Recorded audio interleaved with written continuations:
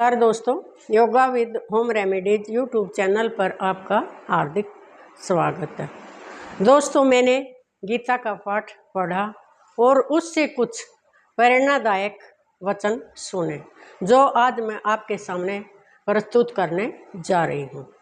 कृष्ण जी ने कहा है कि कर्म और ज्ञान को जो व्यक्ति अलग अलग समझता है वह अज्ञानी है। क्योंकि कर्म के बगैर तो ज्ञान का कोई अर्थ ही नहीं होता। तो इन वचनों को ध्यान में रखकर हमें अपनी वाणी से, अपने शरीर से तथा वचन से निरंतर अच्छे कर्म करने का प्रयास करना चाहिए। मुझे आशा है कि आपको भी ये वचन सुनकर कुछ ज्ञान प्राप्त हो गया होगा तथा आप भी हमेशा अच्छे कर्म करने का प्रयास करेंगे। धन्यवाद। वीडियो पसंद आई हो तो लाइक, शेयर और सब्सक्राइब करें।